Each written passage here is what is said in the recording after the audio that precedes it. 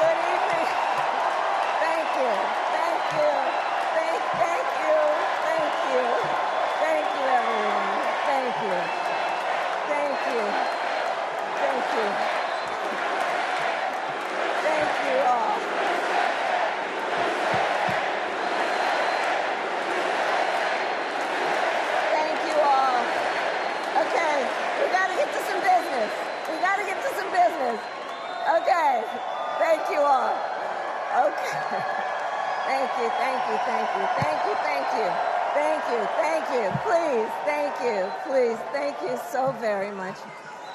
Thank you, everyone. Thank you, everyone. Thank you. Okay, let's get to business. Let's get to business. All right. So let me start by thanking my most incredible husband, Doug, for being an incredible partner to me, an incredible father to Cole and Ella. And happy anniversary, Dougie. I love you so very much.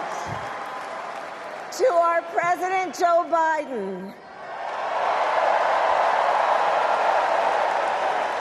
when I think about the path that we have traveled together, Joe, I am filled with gratitude.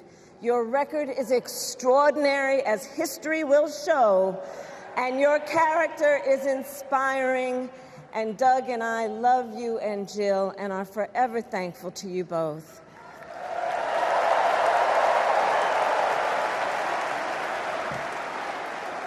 And to Coach Tim Walz,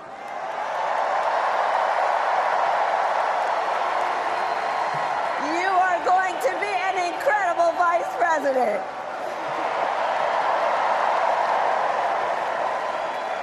To the delegates and everyone who has put your faith in our campaign, your support is humbling.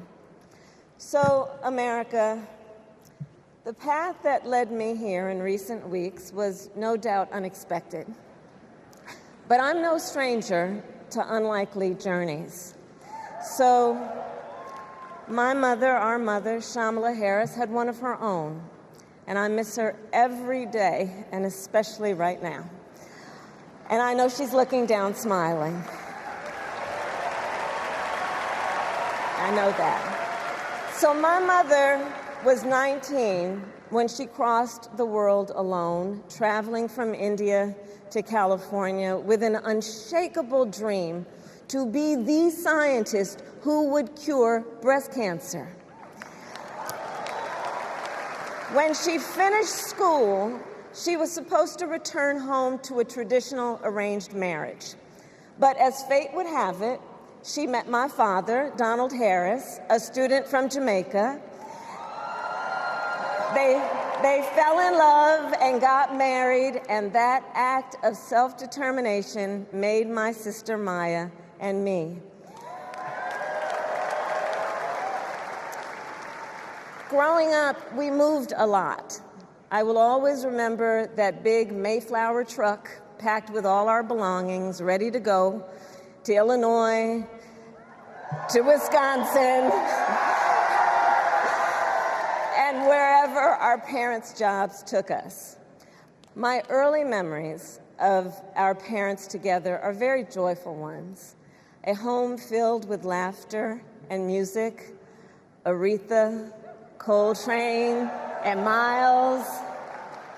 At the park, my mother would say, "Stay close." But my father would say, as he smiled, "Run, Kamala, run. Don't be afraid. Don't let anything stop you."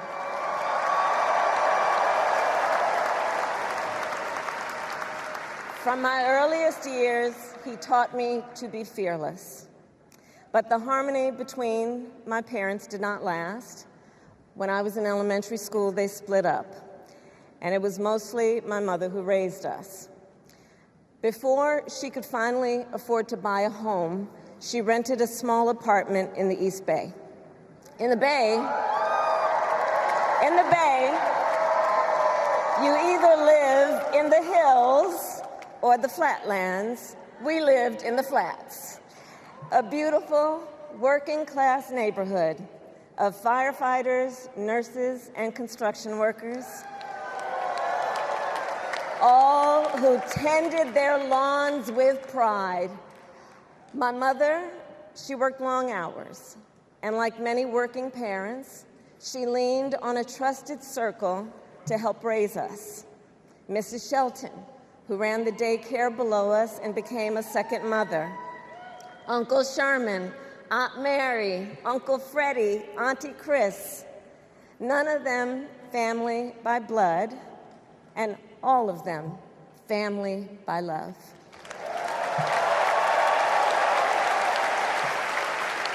Family who taught us how to make gumbo, how to play chess, and sometimes even let us win. Family who loved us, believed in us, and told us we could be anything and do anything. They instilled in us the values they personified: community, faith, and the importance of treating others as you would want to be treated, with kindness, respect, and compassion. My mother was a brilliant, 5-foot-tall brown woman with an accent. And as the eldest child, I saw how the world would sometimes treat her. But my mother never lost her cool. She was tough, courageous, a trailblazer in the fight for women's health, and she taught Maya and me a lesson that Michelle mentioned the other night. She taught us to never complain about injustice, but do something about it. Do something about it. That was my mother. And she taught us, and she also taught us, and never do anything half-assed. And that is a direct quote. A direct quote. I grew up immersed in the ideals of the civil rights movement. My parents had met at a civil rights gathering, and they made sure that we learned about civil rights leaders, including the lawyers like Thurgood Marshall and Constance Baker Motley, those who battled in the courtroom to make real the promise of America. So at a young age, I decided I wanted to do that work. I wanted to be a lawyer. And when it came time to choose the type of law I would pursue, I reflected on a pivotal moment in my life. You see, when I was in high school, I started to notice something about my best friend, Wanda. She was sad at school, and there were times she didn't want to go home. So one day I asked if everything was all right, and she confided in me that she was being sexually abused by her stepfather. And I immediately told her she had to come stay with us, and she did. This is one of the reasons I became a prosecutor, to protect people like Wanda, because I believe everyone has a right to safety, to dignity, and to justice.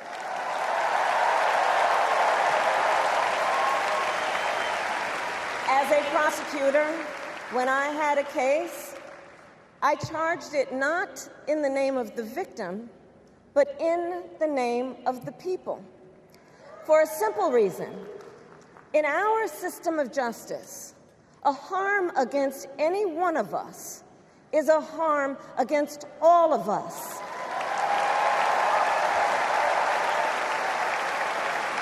And I would often explain this to console survivors of crime, to remind them no one should be made to fight alone. We are all in this together. And every day in the courtroom, I stood proudly before a judge and I said 5 words: Kamala Harris for the people.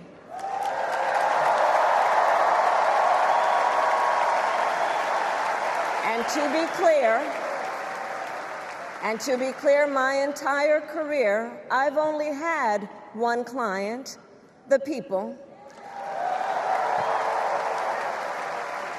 And so, on behalf of the people, on behalf of every American, regardless of party, race, gender, or the language your grandmother speaks, on behalf of my mother and everyone who has ever set out on their own unlikely journey, on behalf of Americans like the people I grew up with, people who work hard, chase their dreams, and look out for one another, on behalf of everyone whose story could only be written in the greatest nation on earth, I accept your nomination to be President of the United States of America.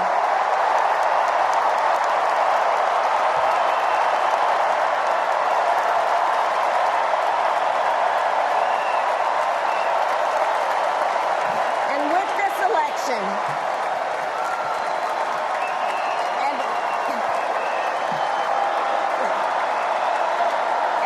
this election, our nation with this election has a precious, fleeting opportunity to move past the bitterness, cynicism, and divisive battles of the past, a chance to chart a new way forward. Not as members of any one party or faction, but as Americans. And let me say, I know there are people of various political views watching tonight, and I want you to know, I promise to be a president for all Americans. You can always trust me to put country above party and self, to hold sacred America's fundamental principles, from the rule of law to free and fair elections to the peaceful transfer of power.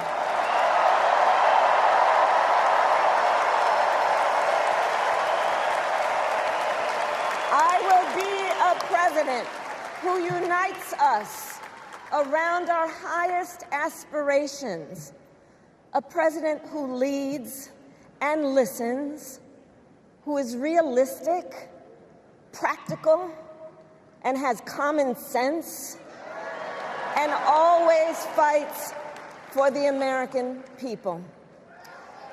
From the courthouse to the White House, that has been my life's work. As a young courtroom prosecutor in Oakland, California, I stood up for women and children against predators who abuse them.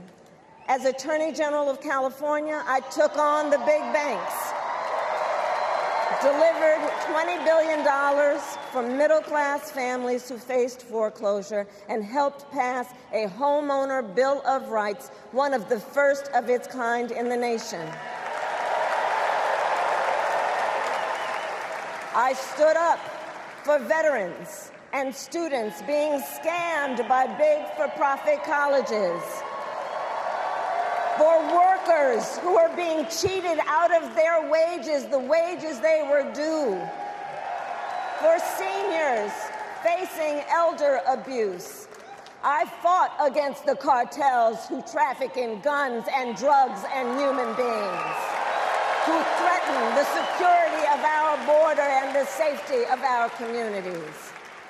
And I will tell you, these fights were not easy, and neither were the elections that put me in those offices. We were underestimated at practically every turn, but we never gave up, because the future is always worth fighting for.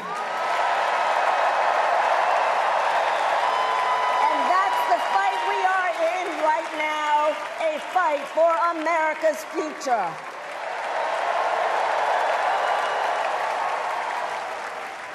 Fellow Americans, this election is not only the most important of our lives, it is one of the most important in the life of our nation. In many ways, Donald Trump is an unserious man. But the consequences of putting Donald Trump back in the White House are extremely serious. Consider not only the chaos and calamity when he was in office, but also the gravity of what has happened since he lost the last election. Donald Trump tried to throw away your votes. When he failed, he sent an armed mob to the United States Capitol, where they assaulted law enforcement officers. When politicians in his own party begged him to call off the mob and send help, he did the opposite. He fanned the flames. And now, for an entirely different set of crimes, he was found guilty of fraud by a jury of everyday Americans, and separately found liable for committing sexual abuse. And consider what he intends to do if we give him power again. Consider his explicit intent to set free violent extremists who assaulted those law enforcement officers at the Capitol. His explicit intent to jail journalists, political opponents, and anyone he sees as the enemy. His explicit intent to deploy our active duty military against our own citizens. Consider the power he will have, especially after the United States Supreme Court just ruled that he would be immune from criminal prosecution. Just imagine Donald Trump with no guardrails,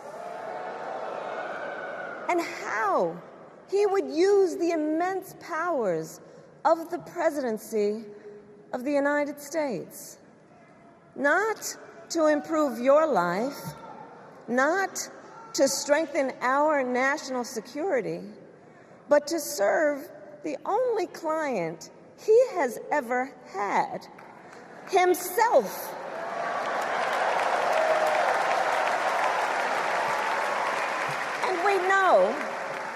And we know what a second Trump term would look like. It's all laid out in Project 2025, written by his closest advisors, and its sum total is to pull our country back to the past. But America, we are not going back. We are not going back. We are not going back. We are not going back to when Donald Trump tried to cut Social Security and Medicare. We are not going back to when he tried to get rid of the Affordable Care Act, when insurance companies could deny people with pre-existing conditions. We are not going to let him eliminate the Department of Education that funds our public schools. We are not going to let him end programs like Head Start that provide preschool and child care for our children. America, we are not going back.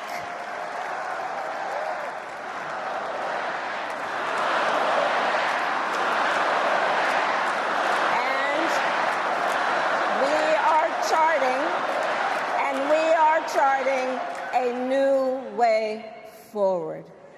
Forward to a future with a strong and growing middle class, because we know a strong middle class has always been critical to America's success. And building that middle class will be a defining goal of my presidency.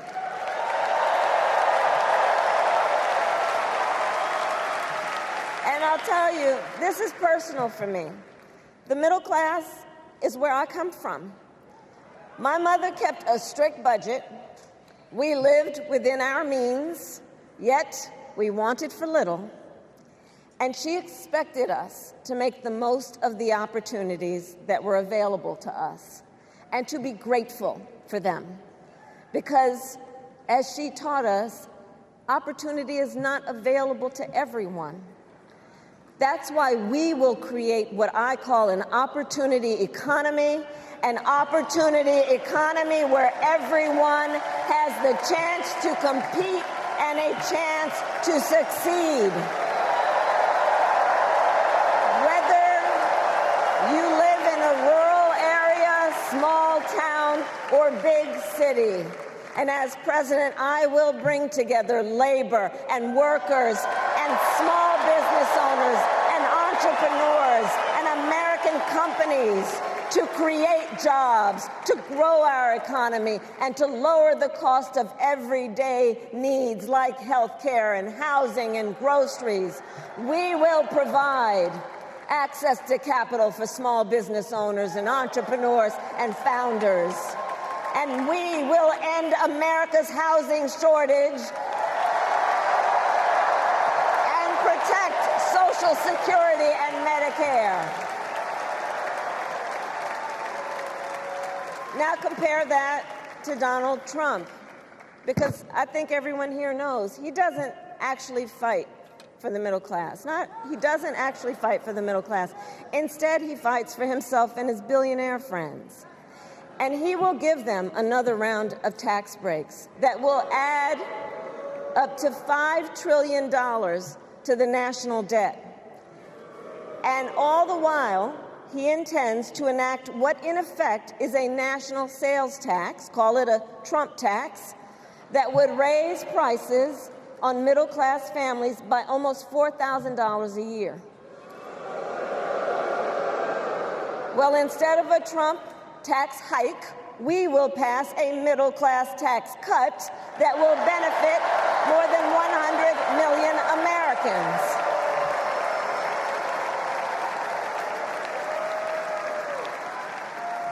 Friends, I believe America cannot truly be prosperous unless Americans are fully able to make their own decisions about their own lives, especially on matters of heart and home. But tonight, in America, too many women are not able to make those decisions. And let's be clear about how we got here. Donald Trump handpicked members of the United States Supreme Court to take away reproductive freedom. And now he brags about it. In his words, quote, "I did it and I'm proud to have done it," end quote. Well, I'll tell you, over the past 2 years, I've traveled across our country, and women have told me their stories. Husbands and fathers have shared theirs. Stories of women miscarrying in a parking lot, developing sepsis, losing the ability to ever again have children, all because doctors are afraid they may go to jail for caring for their patients. Couples just trying to grow their family, cut off in the middle of IVF treatments. Children who have survived sexual assault, potentially being forced to carry a pregnancy to term. This is what's happening in our country because of Donald Trump. And understand, he is not done. As a part of his agenda, he and his allies would limit access to birth control, ban medication abortion, and enact a nationwide abortion ban with or without Congress. And get this, he plans to create a national anti-abortion coordinator and force states to report on women's miscarriages and abortions. Simply put, they are out of their minds.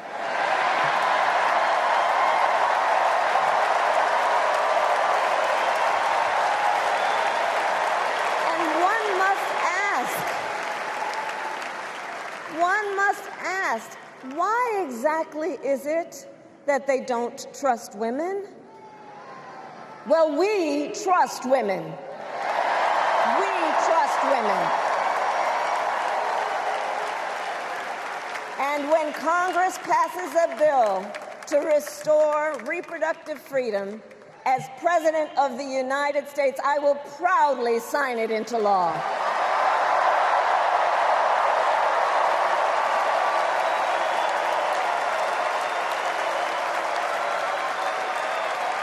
In this election, many other fundamental freedoms are at stake. The freedom to live safe from gun violence in our schools, communities, and places of worship. The freedom to love who you love openly and with pride. The freedom to breathe clean air and drink clean water and live free from the pollution that fuels the climate crisis. And the freedom that unlocks all the others, the freedom to vote. With this election, we finally have the opportunity to pass the John Lewis Voting Rights Act and the Freedom to Vote Act.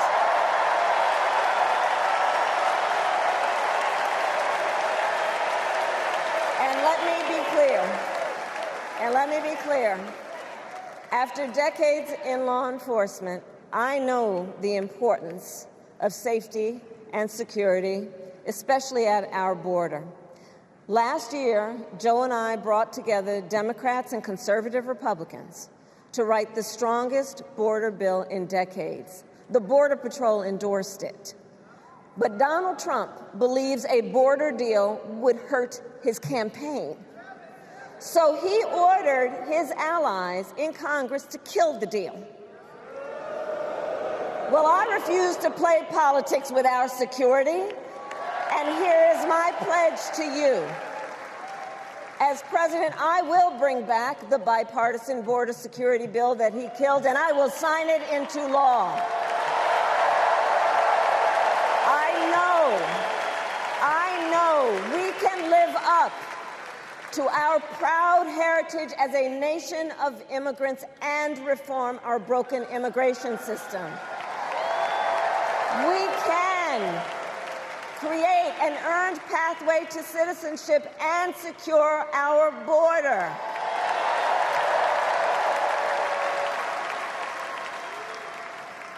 And America, we must also be steadfast in advancing our security and values abroad.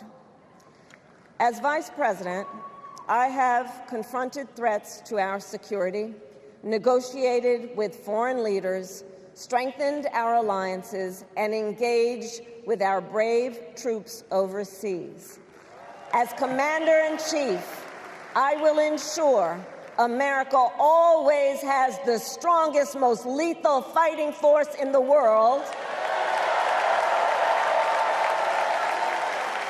and I will fulfill our sacred obligation to care for our troops and their families, and I will always honor and never disparage their service and their sacrifice.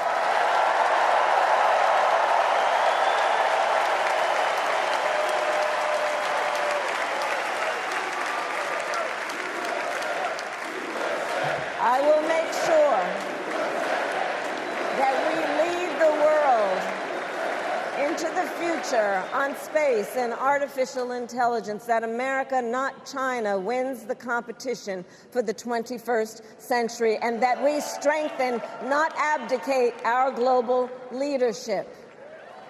Trump, on the other hand, threatened to abandon NATO. He encouraged Putin to invade our allies, said Russia could, quote, do whatever the hell they want. 5 days before Russia attacked Ukraine, I met with President Zelensky to warn him about Russia's plan to invade. I helped mobilize a global response, over 50 countries, to defend against Putin's aggression. As president, I will stand strong with Ukraine and our NATO allies.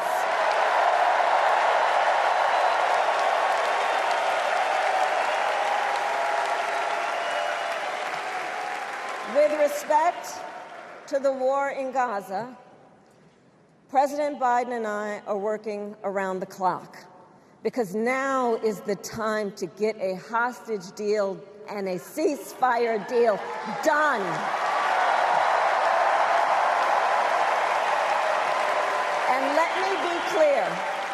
And let me be clear, I will always stand up for Israel's right to defend itself, and I will always ensure Israel has the ability to defend itself, because the people of Israel must never again face the horror that a terrorist organization called Hamas caused on October 7,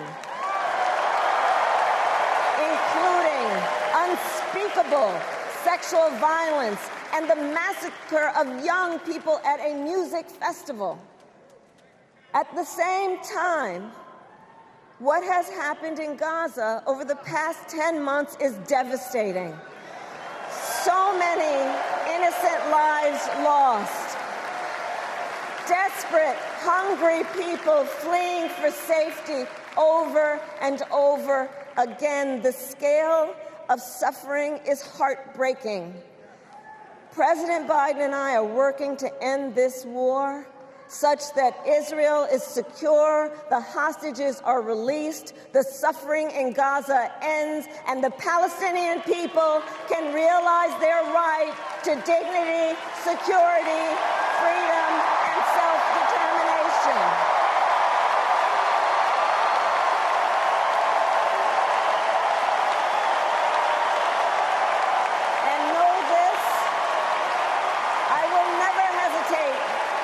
Whatever action is necessary to defend our forces and our interests against Iran and Iran-backed terrorists. I will not cozy up to tyrants and dictators like Kim Jong-un who are rooting for Trump,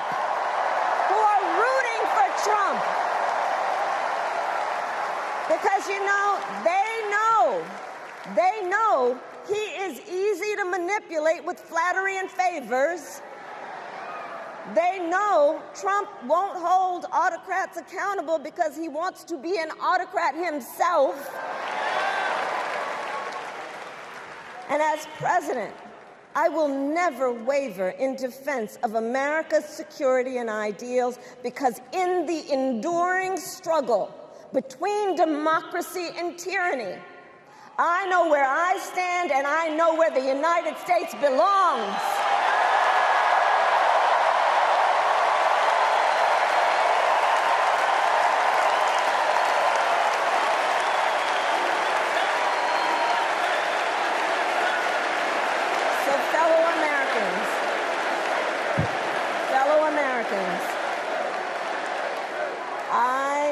I love our country with all my heart.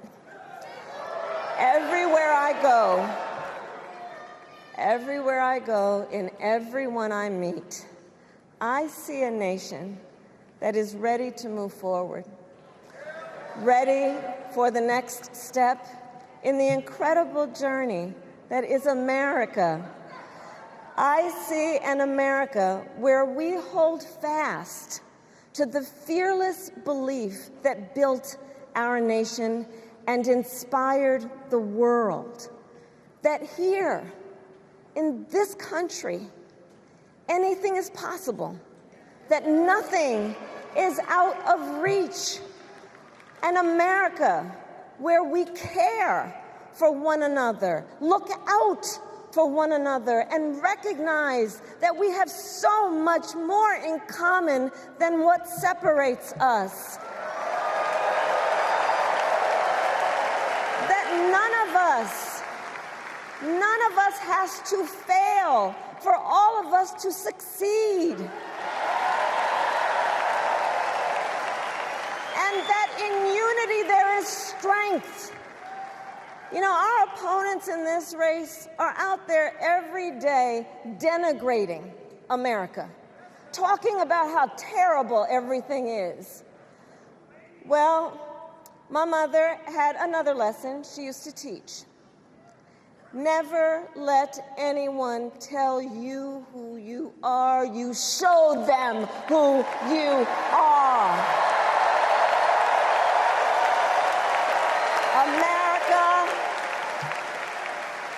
Let us show each other and the world who we are and what we stand for. Freedom, opportunity, compassion, dignity, fairness, and endless possibilities.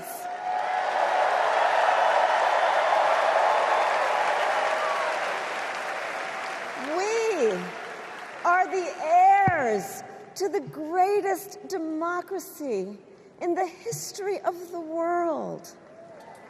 And on behalf of our children and our grandchildren and all those who sacrificed so dearly for our freedom and liberty, we must be worthy of this moment. It is now our turn to do what generations before us have done, guided by optimism and faith, to fight for this country we love, to fight for the ideals we cherish, and to uphold the awesome responsibility that comes with the greatest privilege on earth, the privilege and pride of being an American.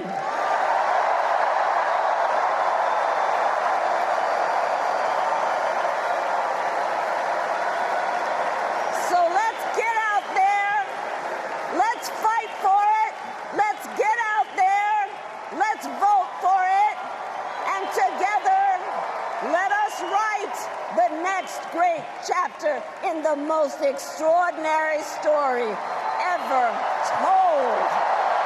Thank you. God bless you, and may God bless the United States of America.